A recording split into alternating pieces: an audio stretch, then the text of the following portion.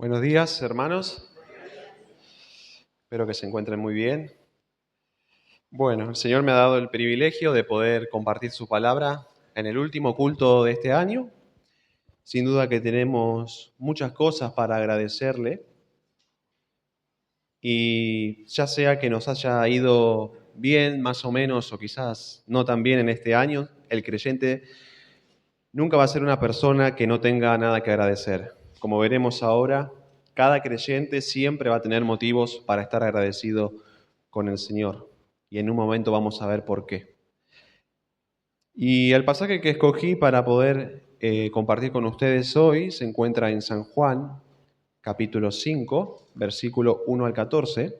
Quisiera que me puedan estar acompañando con la lectura. San Juan, capítulo 5, versículos 1 al 14.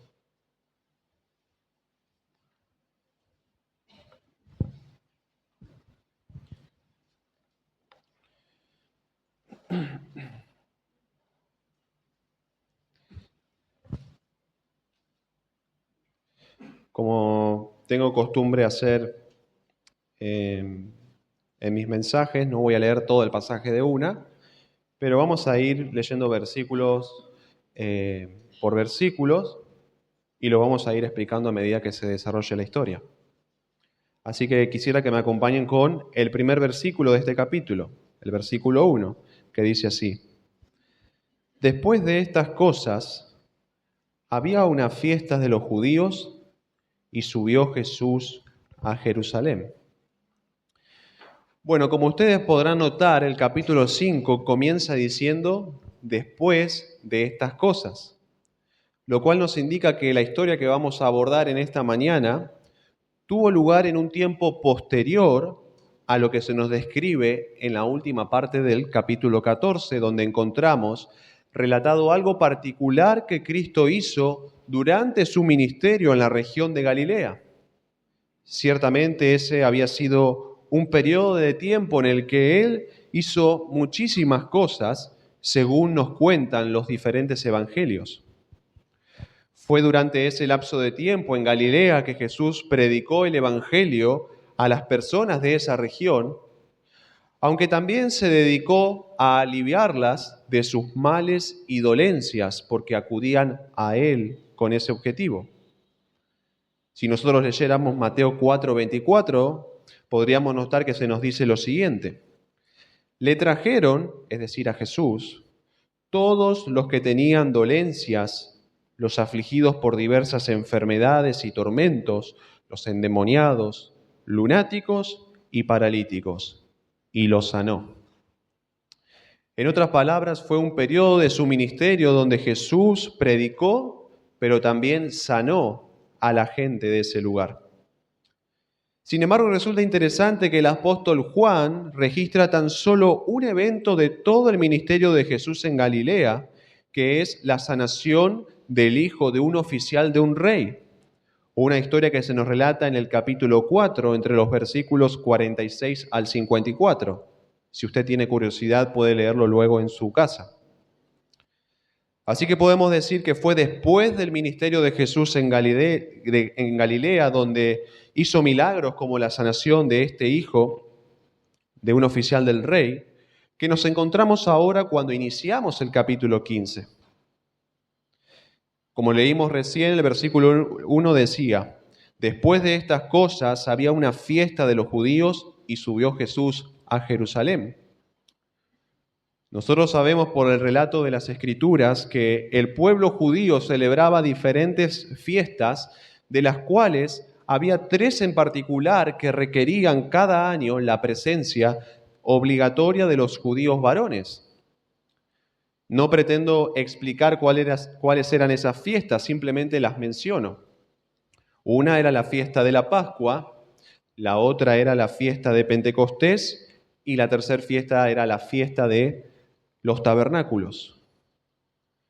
Posiblemente fue a una de estas 3 fiestas que Jesús asistió en esta ocasión, en el versículo 1. Pero no lo podemos saber con certeza porque el autor no lo especifica en el pasaje. Ahora, una vez que el autor nos pone en contexto, entonces pasa a describir un hecho particular que tuvo lugar en esa ciudad cuando Jesús llegó a un sitio de Jerusalén donde había un estanque llamado el estanque de Betesda. Y quisiera que podamos continuar leyendo para saber qué fue lo que sucedió allí. Leamos del versículo 2 al versículo 4. Dice: y hay en Jerusalén, cerca de la puerta de las ovejas, un estanque llamado en hebreo Betesda, el cual tiene 5 pórticos. En estos yacía una multitud de enfermos, ciegos, cojos y paralíticos, que esperaban el movimiento del agua, porque un ángel descendía de tiempo en tiempo al estanque y agitaba el agua.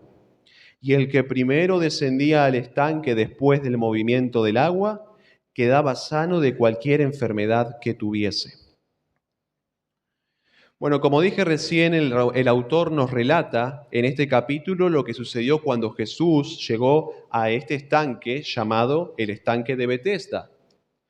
Por cierto, una de las posibles traducciones para el término Betesda es casa de misericordia. Pero antes de entrar en detalles sobre el obrar de Jesús allí, lo que hace Juan es darnos una descripción sobre lo que nosotros encontramos en este lugar. Luego de indicar la parte de Jerusalén en el que este estanque se encontraba, el autor pasa a mostrarnos que aquel sitio no era un lugar agradable. Cualquier persona que entrara allí no se encontraría con un lindo escenario, sino todo lo contrario. Aquel era un lugar de tristeza, de dolor y de mucha necesidad. Se trataba de un lugar deprimente donde yacían personas que sufrían a causa de diferentes padecimientos físicos. Algunos, como nos dice el texto, eran paralíticos, otros tenían ceguera, es decir, no podían ver, y había personas cojas también en ese lugar. Y era un sitio donde los enfermos no solo veían su propio sufrimiento, sino que al mismo tiempo veía cómo otros también sufrían a su alrededor. Y no eran pocos los que estaban allí, sino eran muchos.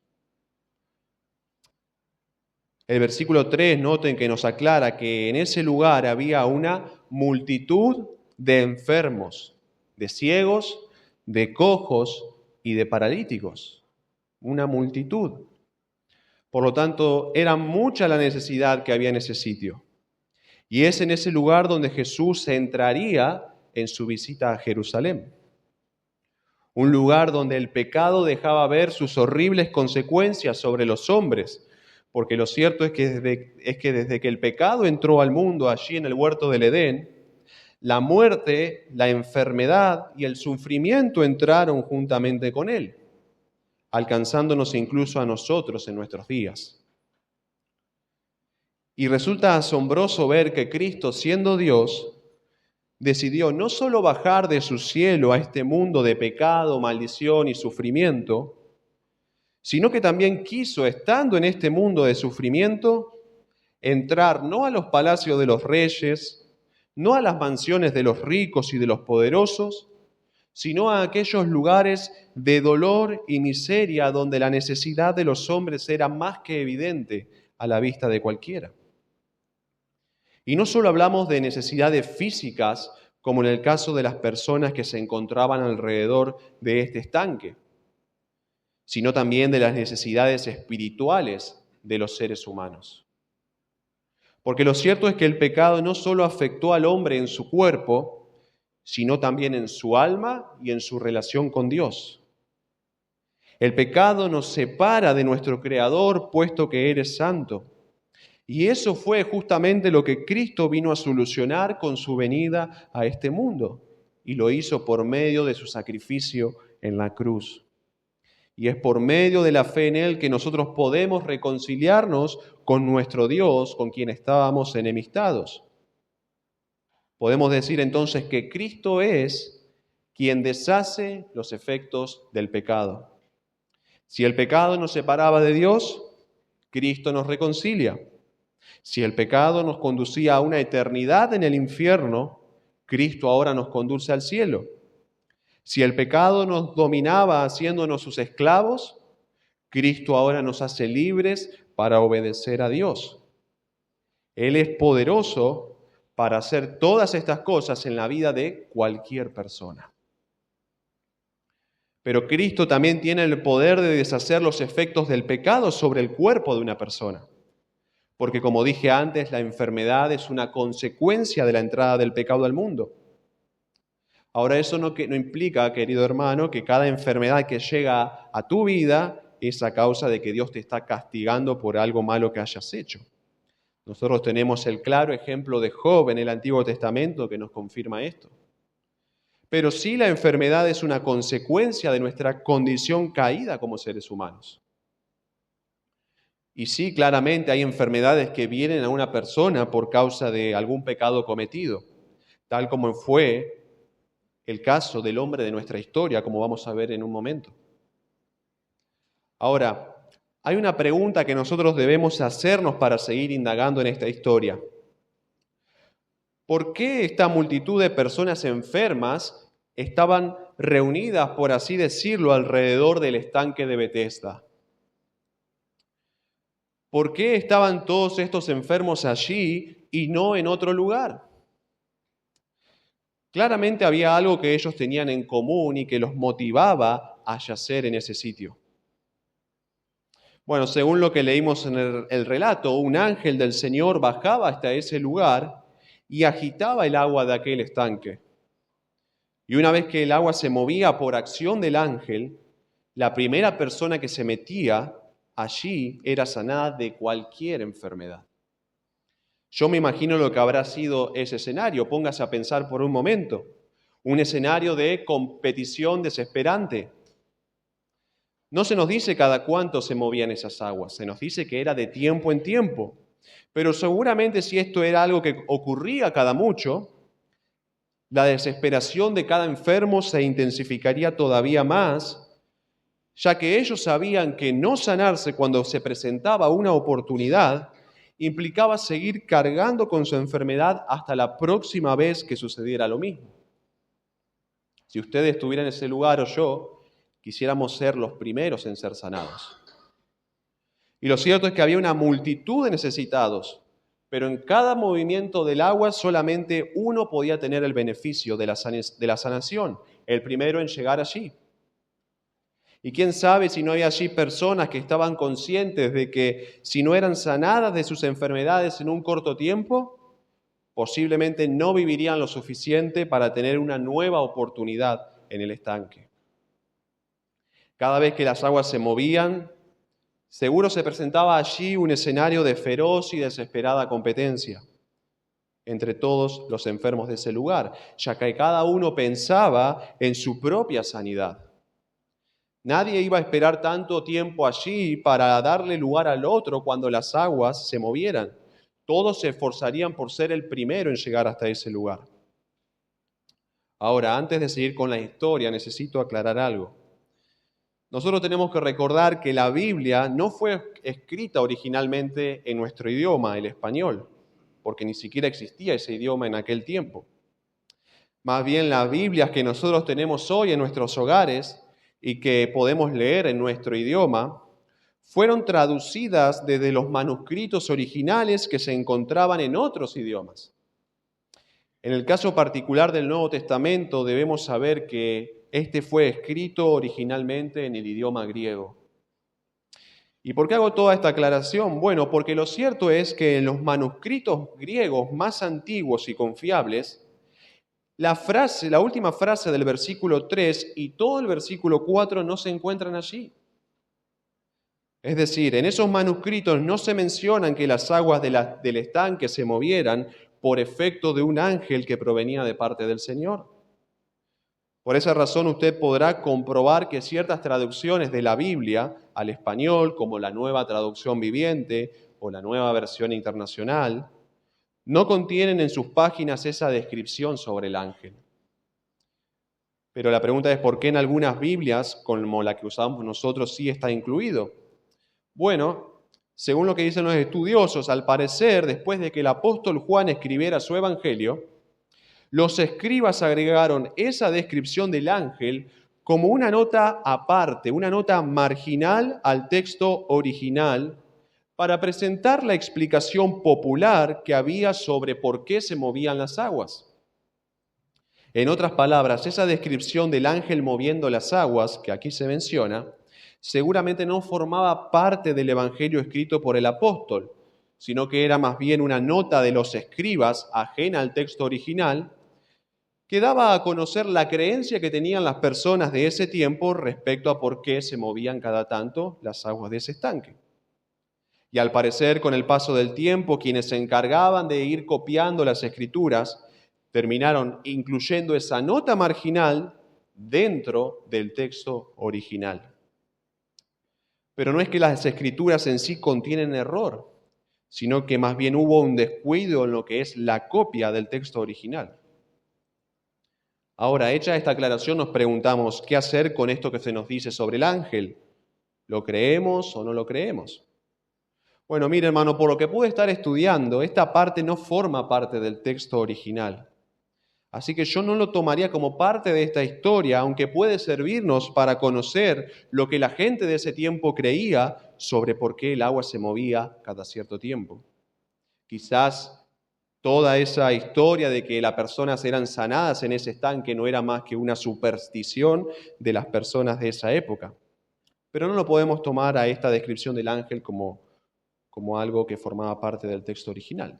Sin embargo, no pretendo enrollarme en este asunto porque la persona principal aquí no es un ángel que tocaba las aguas de un estanque para dar sanidad, sino más bien Cristo que entró en aquel lugar para curar a un hombre que llevaba muchísimos años cargando con una dificultad física. Es en ese lugar que mostraría su poder aquel que creó a los ángeles y a quienes los ángeles sirven, es decir, Cristo, el Hijo de Dios. Y quisiera que podamos seguir leyendo versículos 5 al 9 para ver cómo sigue la historia. Dice así: y había allí un hombre que hacía 38 años que estaba enfermo. Cuando Jesús lo vio acostado y supo que llevaba ya mucho tiempo así, le dijo: ¿quieres ser sano? Señor, le respondió el enfermo, no tengo quien me meta en el estanque cuando se agita el agua, y entre tanto que yo voy, otro desciende antes que yo. Jesús le dijo: levántate, toma tu lecho y anda. Y al instante aquel hombre fue sanado y tomó su lecho y anduvo, y era día de reposo aquel día. Bueno, hasta el momento el texto nos describía de una manera general el escenario en el que nuestra historia va a desarrollarse. En Jerusalén, dijimos, había un estanque alrededor del cual yacían un montón de enfermos que esperaban el movimiento del agua para ser sanados de sus enfermedades. Pero el autor ahora deja de enfocarse en esa multitud para centrar su atención en una persona particular que se encontraba entre esa muchedumbre. Y al escribir sobre él, Juan nos deja ver algunas cosas que describen a este individuo en particular, y que las voy a estar mencionando a medida que avancemos con el mensaje. En primer lugar, se trataba de un hombre que estaba físicamente enfermo. Y aunque no se nos dice con exactitud cuál era su enfermedad, lo cierto es que él tenía una complicación física que no le permitía valerse por sí mismo. Lo más probable es que él haya sido inválido o cojo. Y para afirmar eso nos valemos del hecho de que él se encontraba acostado en una camilla cuando Jesús entró a ese lugar. Además, en su declaración del versículo 7, el enfermo mismo afirma que no tenía a nadie que lo meta al estanque cuando se movía el agua. Y entre tanto que iba, siempre había otro que se metía antes que él. Y finalmente podemos decir que él tenía ese problema físico porque la sanación de Jesús implicó que este hombre se levantara y caminara. Así que vemos que algo que para nosotros es tan común como caminar con nuestros dos pies, para él era algo imposible. Sus propios pies no podían trasladarlo a ningún lugar, y en el caso de que él fuera cojo, seguramente cada paso que daba se sentía como algo trabajoso para él. por lo que su vida se vio limitada por muchos años en muchos sentidos. Y más aún en este tiempo donde no existía toda la asistencia social, médica y tecnológica que nosotros hoy tenemos a nuestra disposición. Me lo imagino a él viendo cómo otros caminaban con normalidad mientras que él no podía hacerlo. Quizás observaba cómo aún los niños corrían mientras él ni siquiera se podía poner en pie. O también a lo mejor anhelaba llevar a cabo muchas cosas en su vida, como tener una familia, quizás trabajar, llevar a cabo algún proyecto u otra cosa, pero su enfermedad no le permitía hacer nada de eso. De hecho, las únicas posturas en las que él podía estar era sentado o acostado.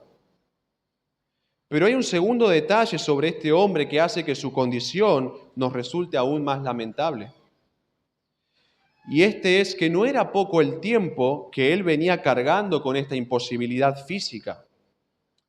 No es que tuvo un accidente de algún tipo y perdió la capacidad de caminar justo un par de semanas antes de que Jesús lo encontrara. Para nuestro asombro, la realidad es que hacía 38 años que él se encontraba en esta situación. Póngase a pensar en esto, Jesús todavía no había nacido y este hombre ya hacía un par de años que estaba enfermo. Ahora, no sabemos cuánto tiempo de esos 38 años él estuvo yaciendo en el estanque de Betesda, ni tampoco sabemos cuál era su edad, pero sí somos conscientes de dos cosas. Primero, que su sufrimiento fue muy extenso, y segundo, que en todos esos años no hubo nada ni nadie que pudiera sacarlo de ese padecimiento por el que él estaba todavía atravesando. Ahora bien, una tercera característica que encontramos en esta persona es la siguiente, que este hombre estaba solo en su necesidad. Y quizás este es uno de los puntos más conmovedores para quien lee la historia. Porque nosotros sabemos que estar enfermo es algo doloroso, triste y no es agradable. Pero imagínense si a esto le agregamos el hecho de encontrarnos solos en nuestra enfermedad, de no tener a nadie que nos ayude, que nos pregunte cómo estamos o que esté ahí a nuestro lado para atendernos. Y al parecer esa era la situación de este hombre. Él se encontraba solo en su enfermedad. Él cargaba en soledad con esa situación. De hecho, las únicas personas que lo rodeaban eran otros enfermos que estaban dispuestos a pasarlo por arriba con tal de beneficiarse ellos mismos. Y su soledad se hace evidente en el versículo 7 cuando el paralítico dice: no tengo quien me meta en el estanque cuando se agita el agua. Y entre tanto que yo voy, otro desciende antes que yo. Ustedes pueden notar la primera parte de su declaración. No tengo quien me meta en el estanque cuando se agita el agua. Es decir, a su lado no había nadie, ni amigos, ni familiares, ni conocidos que estuvieran con él para cargarlo en sus brazos cuando las aguas se movieran. Podemos preguntarnos si quizás lo habían abandonado allí para que se arreglase como pudiese, o en realidad no había nadie para poder atenderlo. Nosotros no lo sabemos, si lo habían abandonado, si nadie lo quería ayudar o qué, pero sí podemos ver su soledad y que no tenía nadie para que lo llevara al estanque. Él tenía que ir como pudiese hasta allí cada vez que las aguas se movieran. Pero siempre ocurría lo mismo. Otros le ganaban de mano. Así que podemos decir que no solo no tenía a nadie de los suyos para asistirlo, sino que además la única gente que lo rodeaba tampoco lo hacía ni lo haría. Y una última característica que este hombre presentaba es que era pobre.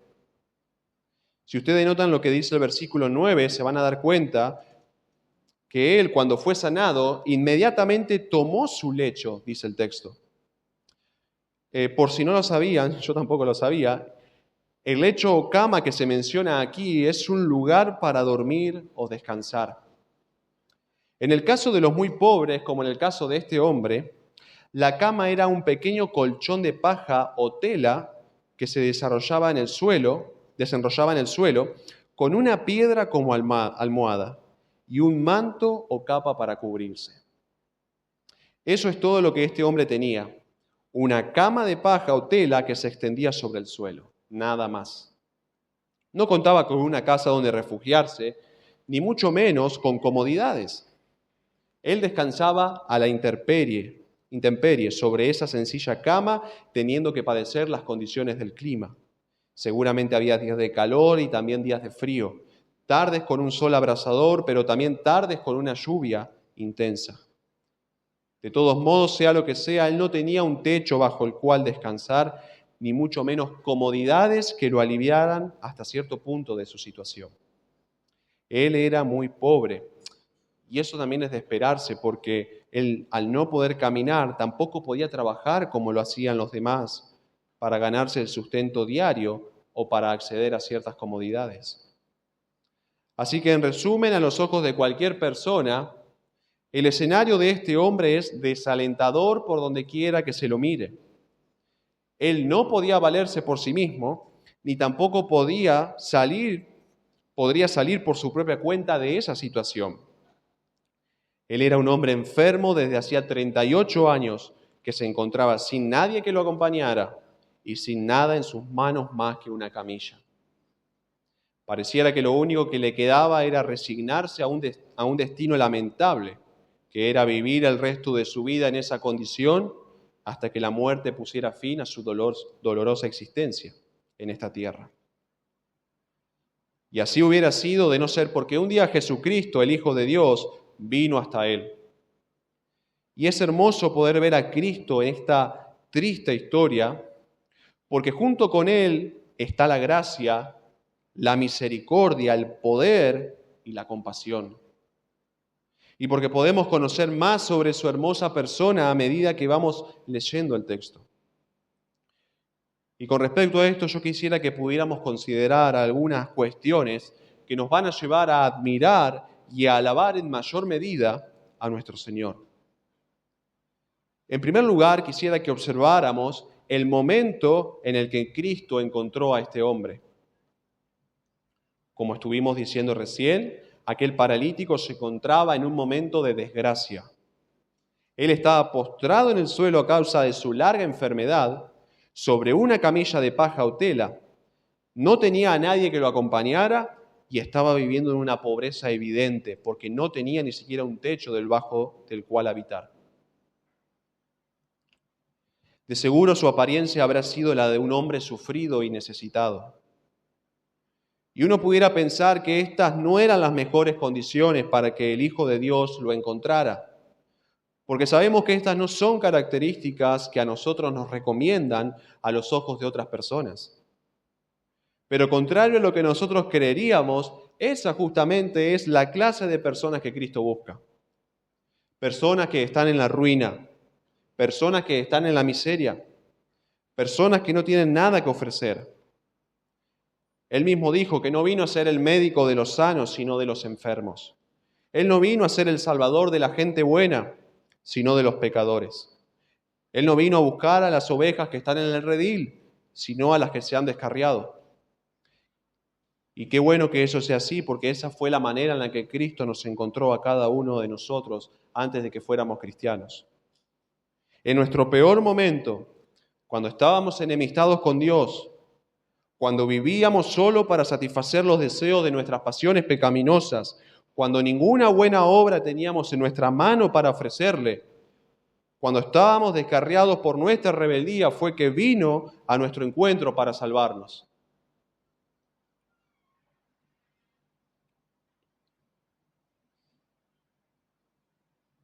Así que, ¿cómo no ser agradecido con Él? Pero si tú todavía no eres cristiano,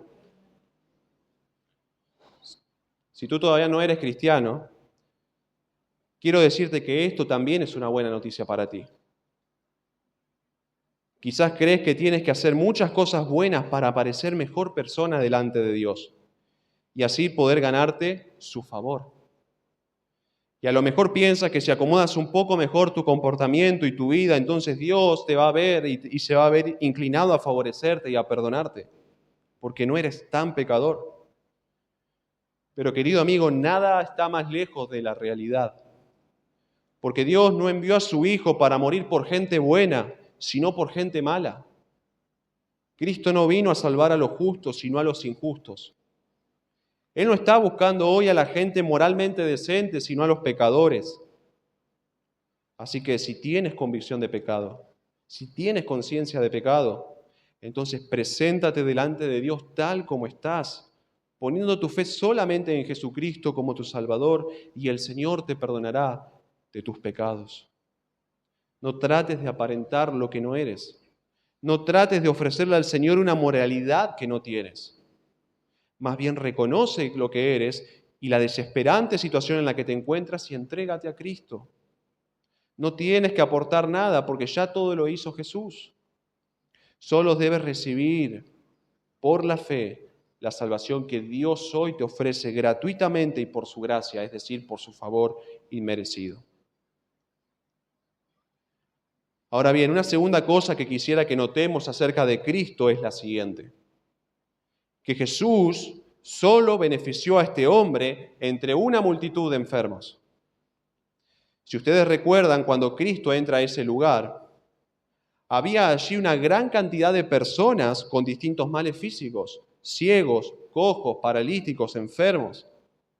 Así que eran muchos los que se encontraban en ese sitio queriendo ser sanados de sus dolencias por el movimiento del agua de ese estanque. Sin embargo, Cristo pone su mirada solamente en un solo hombre de esa multitud y pasa por alto a todos los demás. Aquel que con solo hablar podía curar cualquier enfermedad, ahora entraba en ese lugar y ponía sus ojos únicamente en aquel paralítico que hacía mucho tiempo que estaba en esa condición. Entre toda esa multitud de enfermos, él sería el único que escucharía a Jesús decir: ¿quieres ser sano? ¡Qué privilegio! Ahora yo pregunto, ¿qué mérito había hecho este hombre enfermo para que el mismo Hijo de Dios que bajó a la tierra se acercara ahora a donde estaba él con el propósito de levantarlo de su invalidez? ¿Qué mérito tenía este hombre para que Jesucristo quisiera sanarlo solo a él de entre toda esa multitud? Jesús pudo haber sanado a todos de una sola vez. ¿Usted se puso a pensar eso? A todos los que estaban en ese lugar, de manera que el estanque quedara vacío. Pero solo este hombre fue beneficiado del favor de Cristo. Él iba a tener lo que otros no recibirían. Él saldría sano de aquel lugar mientras que los otros permanecerían enfermos en el estanque de Betesda. Ahora no sabemos por qué Cristo fijó sus ojos en él y no en las demás personas. Pero sí sabemos que este paralítico tenía razones más que suficientes para ser agradecido con Jesucristo. Y claramente este caso nos recuerda a los cristianos nuestra salvación. Porque Cristo, de entre todo el mundo, nos miró a nosotros, te miró a ti y me miró a mí. Entre todos los pecadores, Él quiso rescatarnos a nosotros. Y la realidad es que todos los seres humanos nos encontrábamos en una misma situación de pecado y condenación. Pero Él nos extendió su salvación a nosotros, pasando por alto a otros. Y lo asombroso es que nada hicimos nosotros mejor que los que se pierden para que Cristo nos favorezca. Es más, algunos de nosotros quizás éramos peores que muchos que están ahí afuera sin Él mientras estuvimos sin Cristo. Pero Él puso sus ojos sobre nuestras vidas. Él vino a salvarnos a nosotros. ¿No es acaso otra razón esta la que estamos diciendo para alabarle y agradecerle? ¿No estaremos eternamente agradecidos porque Él nos salvó del infierno eterno a pesar de que no habíamos hecho nada en comparación a otros para ser beneficiarios por la fe de su salvación? Claro que le alabaremos, hermano. Mientras nosotros estamos hoy reunidos acá alabando a Dios y escuchando su palabra, hay otros allá afuera que siguen esclavos de sus pecados, dirigiéndose a un destino de condenación y no toman conciencia de eso. Ahora, una tercera cosa que quisiera que notáramos brevemente es que Jesús se compadeció de aquel hombre de quien nadie más se compadecía. ¿Recuerdan lo que dijo el paralítico a Jesús en el versículo 7? Que no tenía a nadie que lo metiera en el estanque y que cuando él quería meterse por su cuenta, otros enfermos que estaban con él le ganaban de mano. No había nadie que lo ayudara, ni nadie que se compadeciera de él. Pero Cristo sí lo hizo. Él entró a ese lugar para ayudarlo y sacarlo de su condición. Ese hombre que en este momento de su vida no era ayudado ni por familia ni por amigos, fue ayudado y rescatado de su situación por Jesucristo. Jesús ayudó a quien nadie ayudaba. Él se compadeció de quien nadie se compadecía. ¿Acaso no sería este otro motivo de gratitud para este hombre? ¿Qué hubiera sido de él sin Jesús? Ni él mismo se podía ayudar. Seguramente hubiera permanecido en el mismo lugar, quizás hasta que muriera. Y si nosotros vemos nuestra realidad, nuestras vidas, hermanos, también podemos decir lo mismo. ¿Dónde estaríamos nosotros hoy si Jesús no se hubiera compadecido de todos nosotros?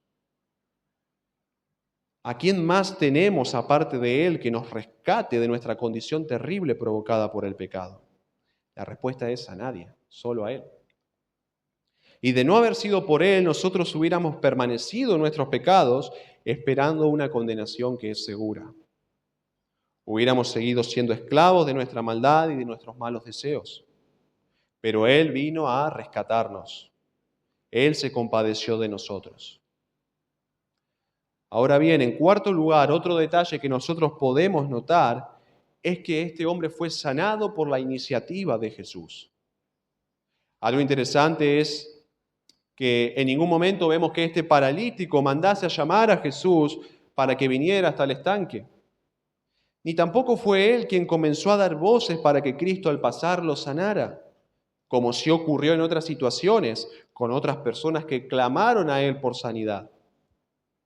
Más bien es Jesús quien se acerca e inicia una conversación con este hombre. Cuando el Salvador vio la condición de aquel paralítico y supo el tiempo que ya llevaba cargando esa enfermedad, se acercó hasta donde él estaba. Pero lo interesante es que no lo sana inmediatamente. No es que se acerca y le dice, levántate, toma tu lecho y anda. Sino que antes le hace una pregunta.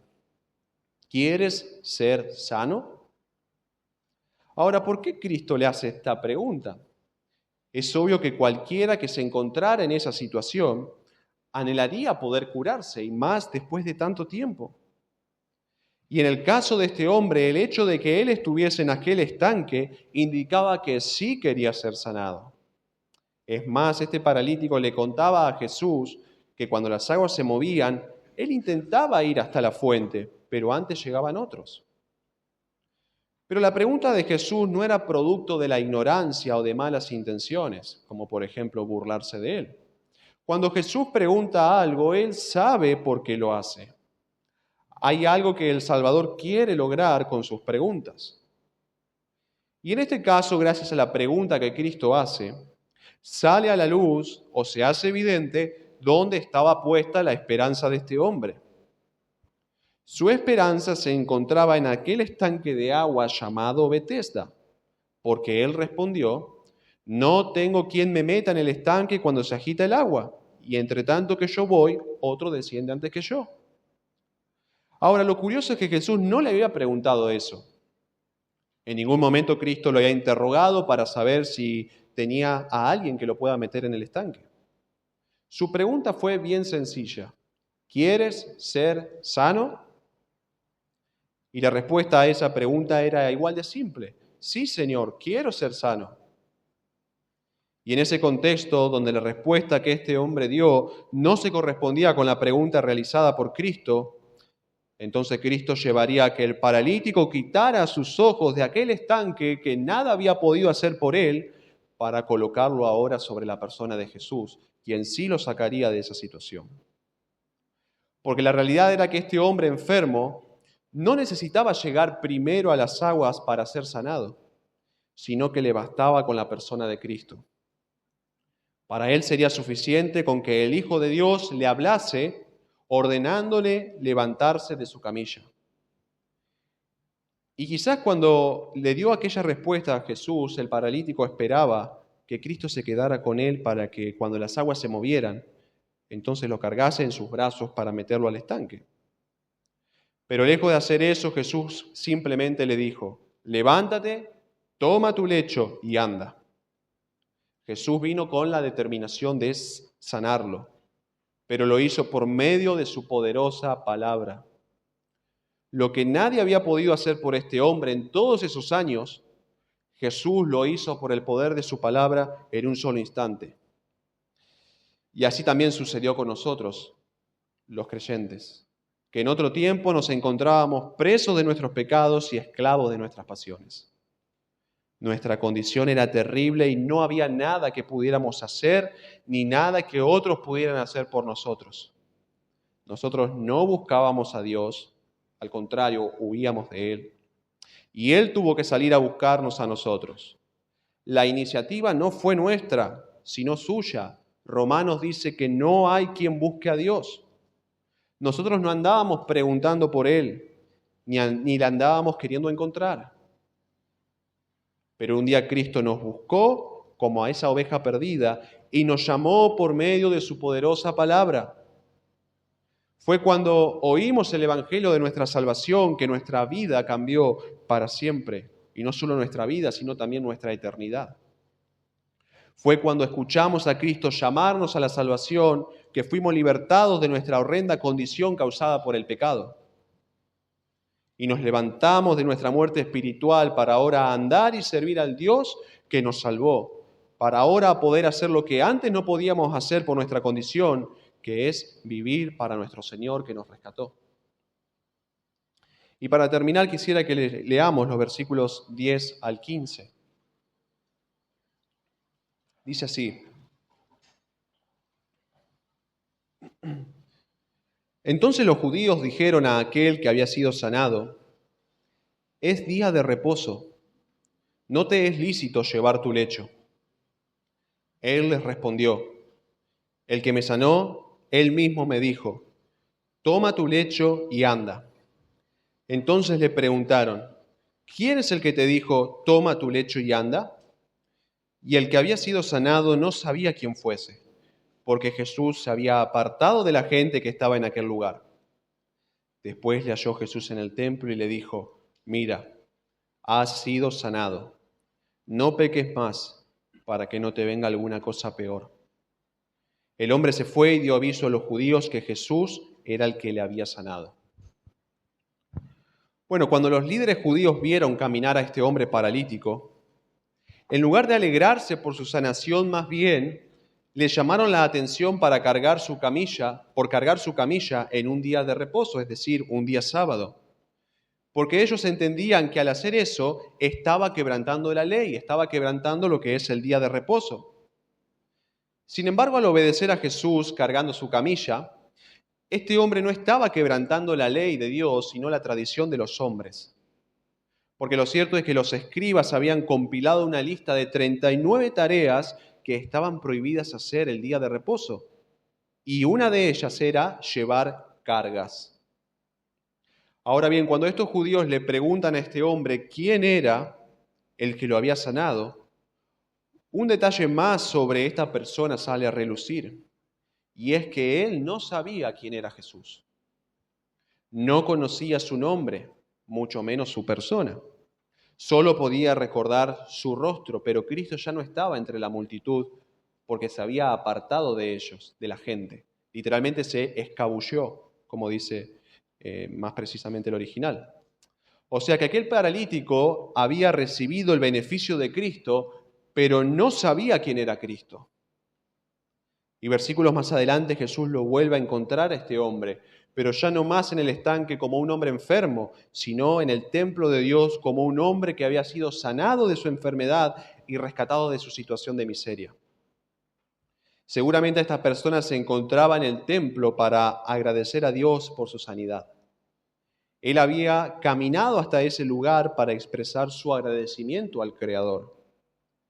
Pero cuando Jesús lo encuentra, le hace una advertencia que a nosotros nos deja ver otro detalle más sobre este hombre. Al parecer, su enfermedad había venido a él por causa de su pecado. No se nos dice qué clase de pecado era, pero parece ser que por su maldad había padecido lo que hemos visto. Y esto hace que la gracia de Cristo resulte aún más sorprendente, porque vemos que Jesús sanó a un hombre que había estado enfermo por causa de sus malas acciones. Nosotros quizás podríamos pensar que él se merecía permanecer en esa situación por su maldad. Sin embargo, se le extendió gracia, así como también a nosotros, pues Cristo vino a salvarnos siendo que nos encontrábamos como nos encontrábamos por culpa de nuestros pecados, siendo que estábamos separados de Dios por nuestra culpa. Y sin embargo, Cristo murió por nosotros y nos salvó de nuestra condición. Él derramó su gracia sobre nuestra vida y nos rescató inmerecidamente. Ahora bien, Cristo le hace ver a este hombre que su mayor problema no había sido su parálisis, sino su pecado. Algo peor que aquella enfermedad podía venir sobre él si él decidía utilizar la sanidad que Cristo le había concedido para continuar haciendo el mal. Cristo no lo había sanado para que él siguiera su estilo de vida malvado y pecaminoso, sino para que se apartara de él. De lo contrario, ¿quién sabe qué podría venir sobre la vida de este hombre? Y se lo dijo Cristo mismo, el Hijo de Dios. ¿Imagina usted algo peor que estar paralítico por 38 años? Incluso podemos decir que algo peor para ese hombre es una eternidad en el infierno si no se arrepentía y se ponía a cuentas con Dios. Algo peor que una parálisis de casi 40 años es no poder escapar de un lugar de condenación eterna. Y todo por no haberse arrepentido. Así que, amigo que estás hoy sin Cristo, yo no sé por qué razón tú vienes a la iglesia, pero sí quiero decirte que recibas la ayuda que el Señor te está ofreciendo hoy para salir de tu situación. Puedo decirte que tu mayor problema no es de salud, ni económico, ni matrimonial, ni familiar, ni de trabajo. Esos son problemas menores en comparación con nuestro mayor problema, que es el problema que toda persona cuando nace, desde que nace tiene, y es que su pecado lo separa del santo Dios.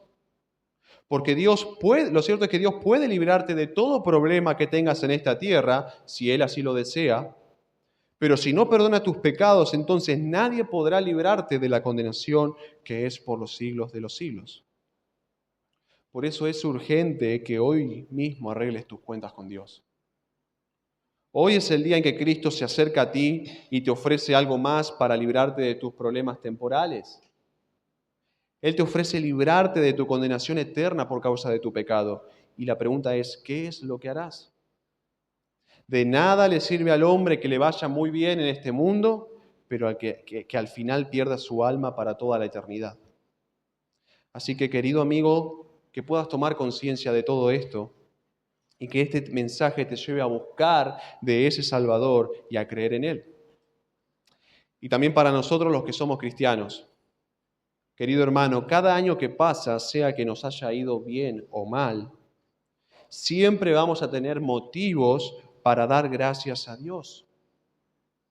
Quizás tuvimos problemas y dificultades en este año 2025, pero hay algo que puedo seguir agradeciéndole todos los años, incluso todos los días. Y eso es que tengo el perdón de mis pecados, de que aunque era un pecador perdido, mi nombre está escrito en el libro de la vida. Y todo gracias a Cristo. Porque Él vino a mí cuando no lo merecía, cuando no le buscaba, cuando no tenía a nadie ni nada que me ayudara y cuando más necesitaba de Él. Él me ha dado mucho más que una sanación física. Él me ha concedido el perdón de mis pecados, por lo que soy bienaventurado, tal como lo dice David en el Salmo 32, 1 al 2, cuando afirma: bienaventurado aquel cuya transgresión ha sido perdonada y cubierto su pecado. Bienaventurado el hombre a quien Jehová no culpa de iniquidad. Así que un año más podemos estar agradecidos con Dios, porque entre una multitud de perdidos Él me buscó a mí. Porque entre muchos que se pierden, a mí me rescató. Porque entre muchos que andan vagando, a mí me salió a buscar. Y yo no hice nada ni soy mejor que nadie para que Él haya hecho todo eso a mi favor. Si así fue, es porque Él así lo quiso. Por eso gloria sea dada a Dios y a Jesucristo. Y que en este año podamos seguir agradeciendo al Señor por todo lo que hace por nosotros día a día, pero especialmente por lo que Él ha hecho por nosotros mediante su Hijo. Así que podamos ser agradecidos con el Señor cada año, pero también cada día. Que el Señor bendiga su palabra.